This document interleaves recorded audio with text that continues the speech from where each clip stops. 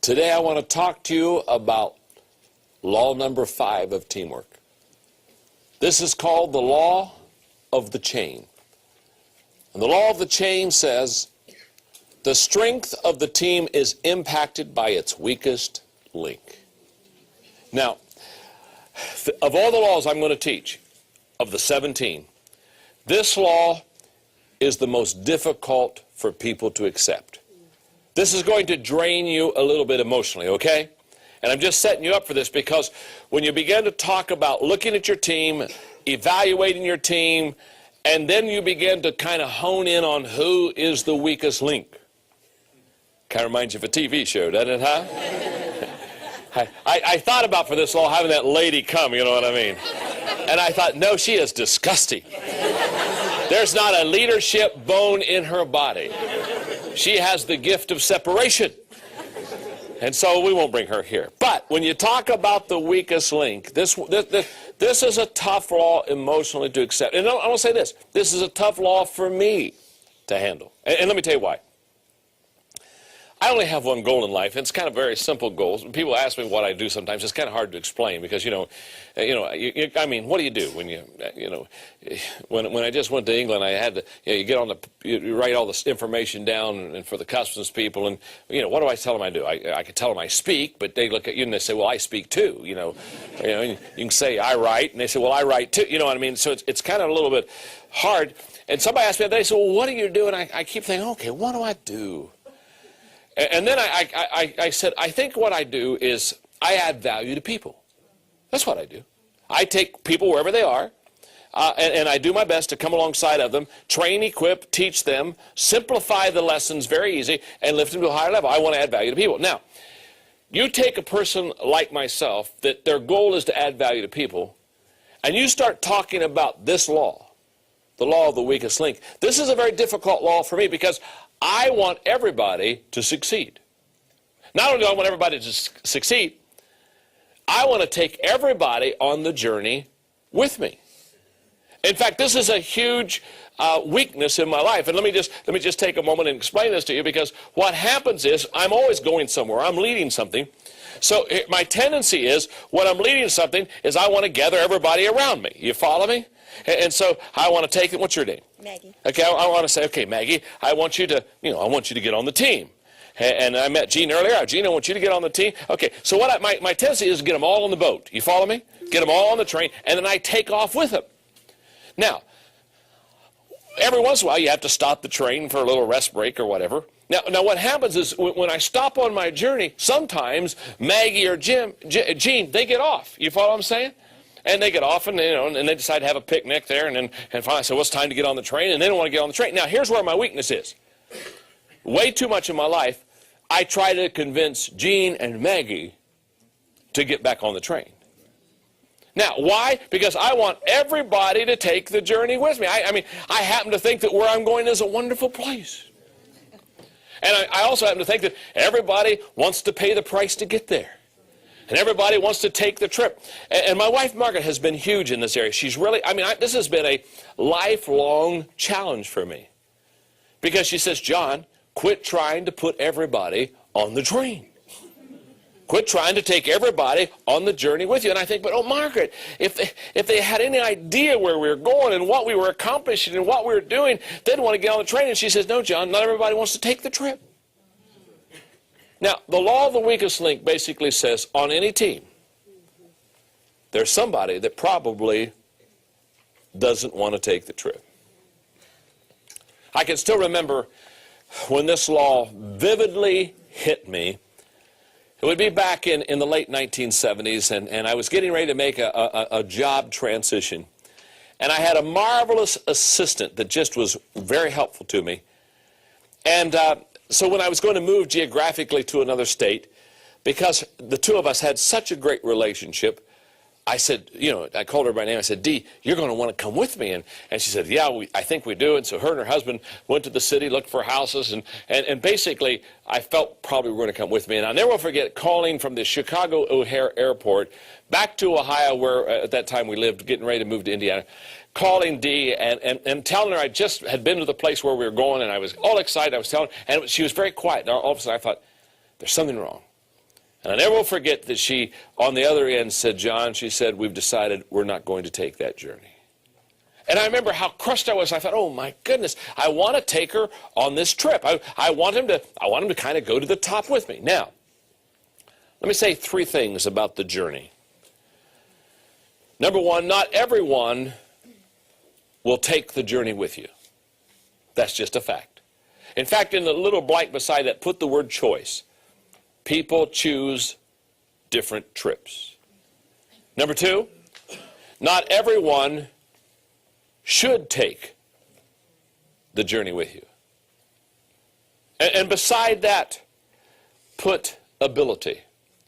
Some people have abilities that really, or giftedness that really just doesn't allow them to take that trip. Thirdly, not everyone can take the trip with you. And put potential there. Now, what I want you to know about the journey, what I want you to know about this law of the chain is that as you take the team, as you go for the top, as you go for the gold, when you take the team on this trip, I promise you there will be a person that will lag behind. And I want to give you some characteristics of, for a lack of a better word, this weaker team member. Now, let me just say something before I talk about characteristics of a weaker team member, because this kind of bothers me a little bit. I'm not talking about the fact that the person is wrong.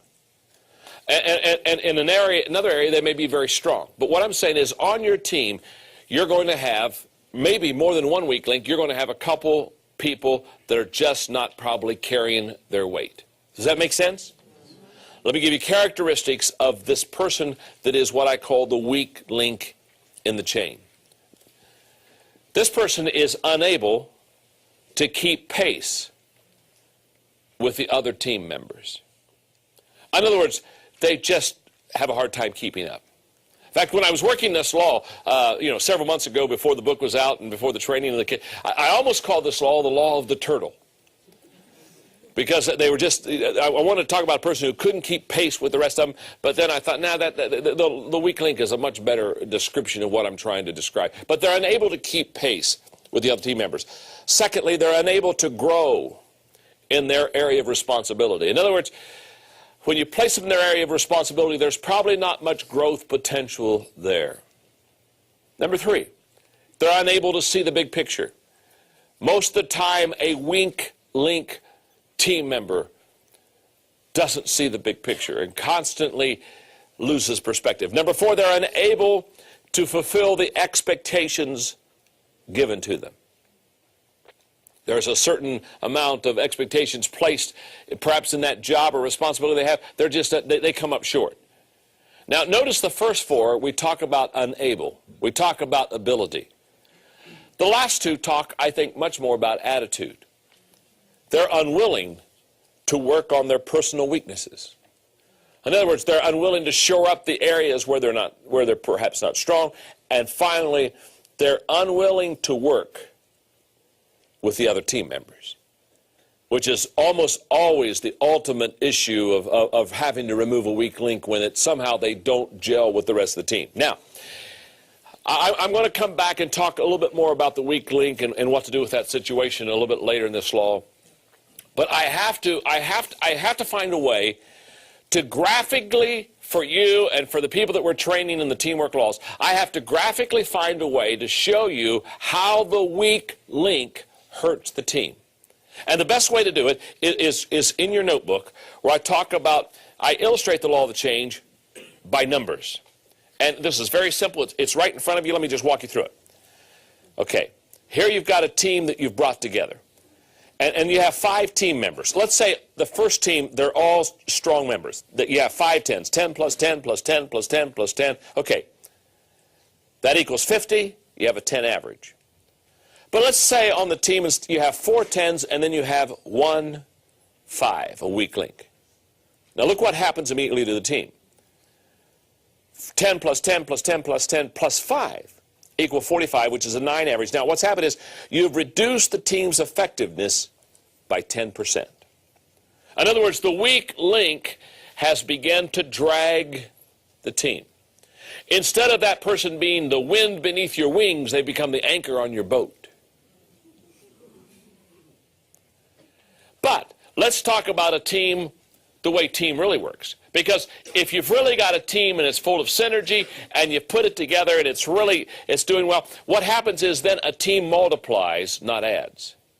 So let's multiply these team members for a moment. Let's say you have a great team. 10 times 10 times 10 times 10 times 10 equals 100,000.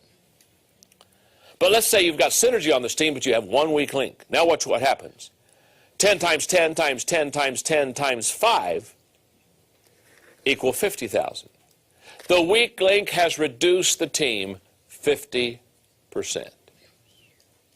This is huge. Now, let me tell you what we do with the weak link, because I've done this all the time. I mean, I'm not talking to you from what I've read. I'm talking to you what I've done, okay? What I had a tendency to do is if I had a weak link, instead of removing them off the team, I thought I'll just give them another job.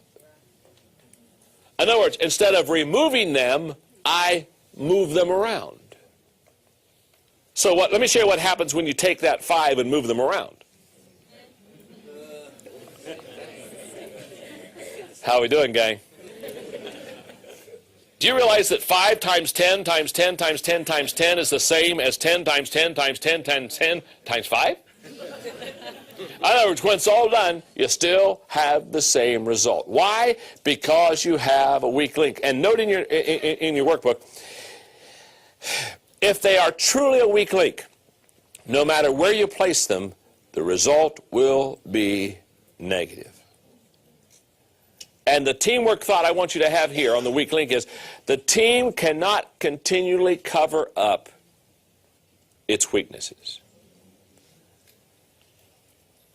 If you've heard me teach much on priorities, one of the things you hear me teach is a principle that I just truly believe in. It's called the Pareto principle, which is sometimes known as the 20-80 principle. And to just reduce this for teaching purposes and illustration purposes, the Pareto principle basically is this, that if you have 10 people in your organization, and you evaluate them and you size them up, that number 1 is truly the best player on the team, and number 2 is the second best player, all the way down to number 10 is the weak link. Okay, with me? Now the Pareto basically says, if you take the top 2 people in your organization, not if you've got 10, but you just take the top 2 out of the 10 will give you 80% of everything you need in your organization. In other words, the top 20% will give you the 80% return that you want. That's what we call the 20-80 principle. That's what we call the Pareto principle. I teach it in depth. Sometimes it's a 2-hour lecture. Okay. What I'm teaching you here on the law of the weak link is the 20-80 principle in reverse. Very simply, what happens is, instead of giving the top 20% of the people in your organization 80% of your time and effort, guess what happens? We normally give the bottom 20% of the people on our team 80% of our time, energy, and money. Isn't that true? I mean, watch it. I mean, you're just sitting there and who takes your time? The person that doesn't produce. Who has the questions? And what do? We spend all of our time. By the way, let me just stop here now. This is huge. The difference between counseling your team and equipping your team is this. When you counsel your team, you work with the weaker members. When you equip your team, you work with the stronger members. If you counsel a team in their weakness, you'll never make your team strong. You've never counseled a team into strength. Because what do? You counsel a person according to their weakness. You equip a team strong.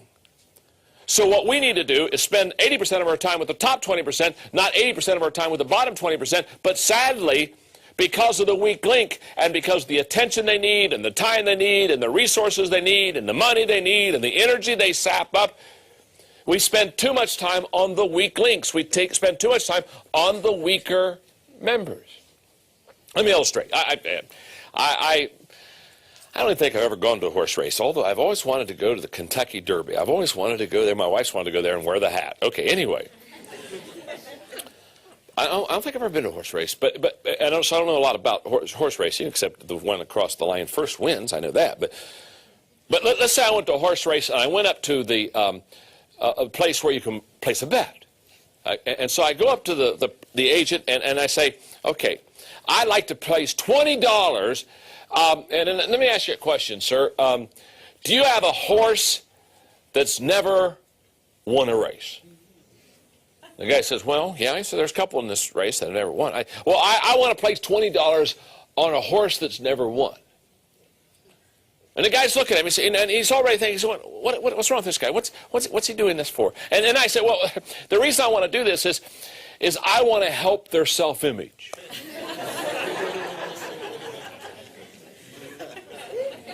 Now, why is it somebody at a racetrack would know I was stupid? But leaders working with teams all the time place their $20 on people that can't win. This is huge. It's the law of the weak link. And let's say, for example, on our team, and I'm the leader, there is a weak link. Let me give you some observations for your notes, because this will really help you. Until the weak link situation is corrected.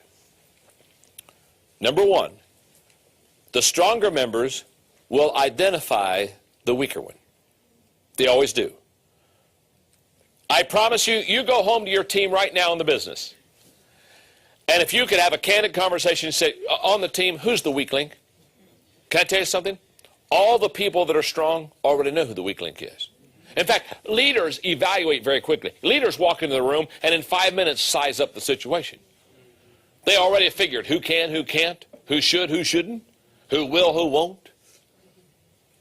Leaders evaluate very quickly.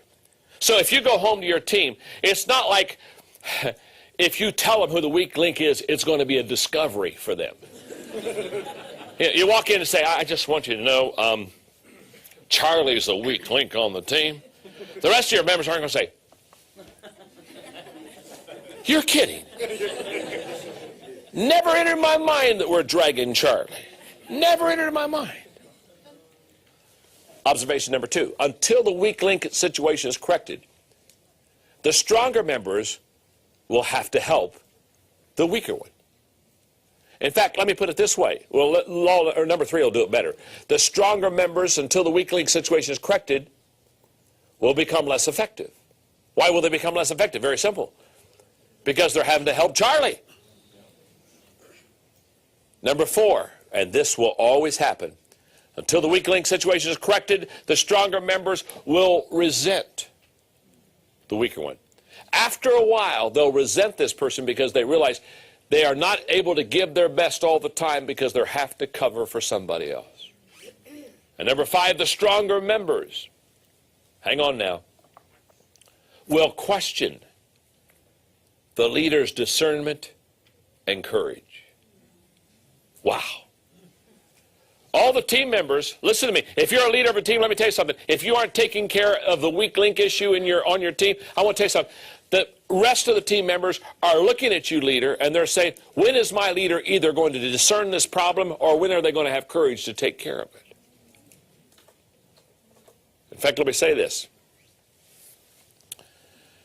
Your respect as a leader will be lessened if you don't deal with this situation. Number six, until the weak link situation is corrected, the weaker members will take more time than the stronger ones. That's just a fact.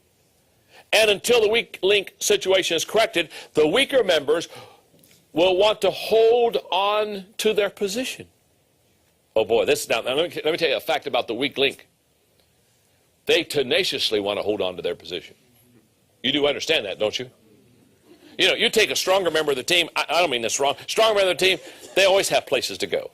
And I mean, you say, no longer can we use you. They're saying, that's all right, I had 4 other options. In fact, there's some things, I got a Mount Everest myself I'd like to climb, and off they go. You don't never worry about the strong ones. They always have options. Leaders always have options.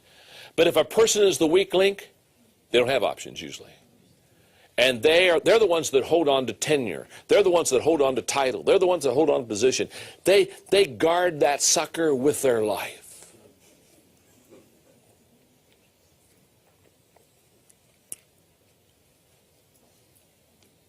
One more thought. Until the weak link situation is corrected, number 8, the weaker members will control the relationship. And let me just say one thing about relationships, and we'll wrap this law up. And it's very simple. Here it is. The weaker person always controls the relationship. The stronger one always has to give in, always has to go the second mile, turn the other cheek. Isn't this true? It's true in marriage, it's true in business. The weaker person controls the relationship. So when you have a weak link situation, many times the rest of the team is being controlled by the weaker person. And therefore, they're not effective.